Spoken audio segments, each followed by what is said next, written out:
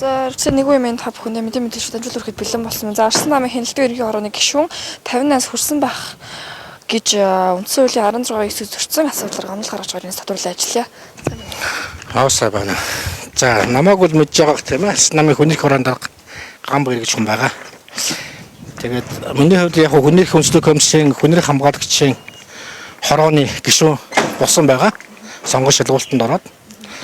За тэгтэл ерөөсөө манай Арслан нам гэдэг намчин уг нь бол хүний эрх хэрэгчлөө шудраг ёсыг сахина гэдэг одоо ингээд явдаг нам байтал ингээд хүний эрхийг зөрчгөө уландаа гიშгээд дээрэс нь үндсэн хуулийн 14-ийн 2 байдаг шүү дээ. Одоо хүнийг насаар нь нийгмийн гарлаар нь бослогоор нь хөрөнгө шинээр нь ядгуурлан гадуурхаж болохгүй гэдэг тийм ээ. Тэрийг зөрчиж байгаа. За нөгөө талаасаа бол одоо энэ үндсэн хуулийн 16-гийн 9 гэж заадаг байхгүй. Энэ ямар заалт байдаг вэ гэхээр аливаа иргэнийг тийм ээ одоо төрийн хуулиар л насны хязгаарыг тогтоож болно гэж заасан байхгүй. Өөрөөр Монгол улсын ерөнхийлөгч 50-аас хүрсэн байна гэдгийг тийм үү үндсэн хуулинд орсон байгаа шүү дээ. Хуулиар тогтоож болохоос биш аливаа байгууллага тэр тусмаа улс төрийн нам. За тэр тусмаа одоо либерал буюу барууны төвийн үйлдэл баримтлал Арслан нам гэдэг нам нь тийм үү одоо энэ хяналтын ерхий хороо буюу одоо хяналт тавьдаг байгууллагынхаа одоо гишүүнийг за мэдээж бол одоо хариуцлага тооцож байгаа, хариуцлага хүлээж байгаагүй гэж байгаа. Эрүүгийн хариуцлагад орж байгаагүй гэж байгаа. За 8 жилийн хугацаанд бас намын төлөөллийн төв байгууллага, хяналтын төв байгууллага ажиллаж байсан гэсэн тийм туршлага байгаа. Тий ойлгож байгаа. Гэхдээ 50-аас хүрсэн байна гэдэг. Одоо өөрөөсөө одоо дүрм зохиож байгаа нөхдүүд өөрөөсөө зориулаад ингээд дүрмийн одоо ингээд болсуулаад тэгээд ингээд ядуурлан гадуурхаад байна л та. Энэ асуудал бол 2017 оноос эхэлсэн. Тухайн үед чинь юу байлаа хяналт үндсэн дүрмийн хорооны гишүүн 40-аас хүрсэн байна гэж хэлсэн. Тухайн үед нь би чинь 38 таа байлоо да. Тэгсэн чинь дараа нь 45 настай болгосон.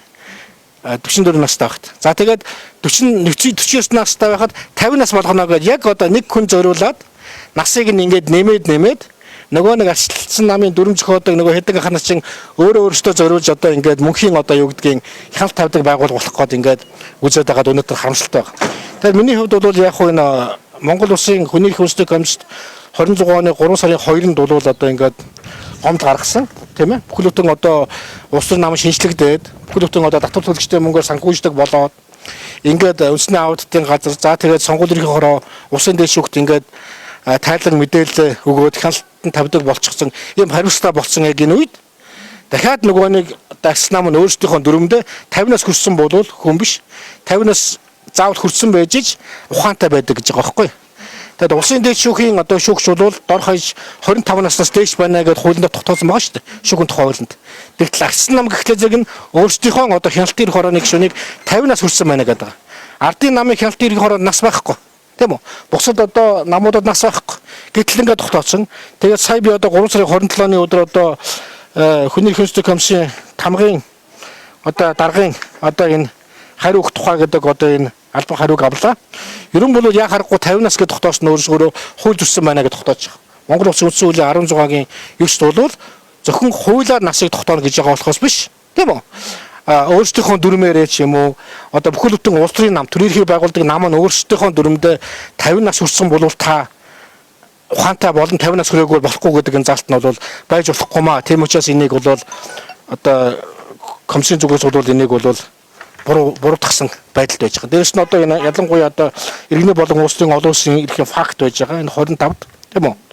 Одоо тодорхой тооцож байгаа нөхцөл зохистой шалгуулт үндэслэн байх ёстой гэж байгаа.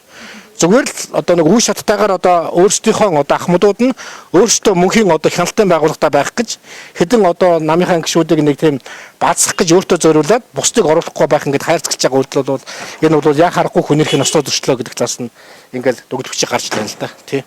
Энэний талаар бол хариугаа аваад одоо ингээд Арслан намд одоо уламжлална тий. Ямар ч байсан бол энэ улс төрийн намыг өөрсдийг нь одоо юу гэдгийг дотоод засаг сайн засаглалтай дотоод ашигтай болгохын тулд хяналт тавьдаг энэ байгууллагын хүмүүс нь тийм үү ядаж нэг одоо нийгмийн төлөө өгөөд хэлээд дуургадаг гишүүдийн эрхийг хамгаалдаг тийм үү тий ялангуяа одоо нөгөө энэ хүний эрхийн төлөө ажилладаг энэ хүмүүсэнд байж илүү гишүүдийн эрх шиг улс төрийн намын хуулийн 7-гийн 1-ийн 2 заасныхын дагуу ажиллах ёстой болохоос биш зөвхөн одоо нэг хэдэн өвөө эмээнэр тийм үү нэг цугладаг. Тэгсэн мөртлөө энэ дүрм зурч энэ дүрм зурчаагүй гэдэг нэг өөрсдийнхөө тэр нэг үндсүүлийн цэц шиг ажиллагааг бол бидний хувьд бол хязгаар зөвшөөрөхгүй л дээ. Тийм ийм л байна тийм. За. За өчигдөр нэг юм та бүхэндээ хүнэрхийн үндэсний комиссаас мэдээлэл өгөхөд ажиллаа хаалганд ус явдал баярлалаа.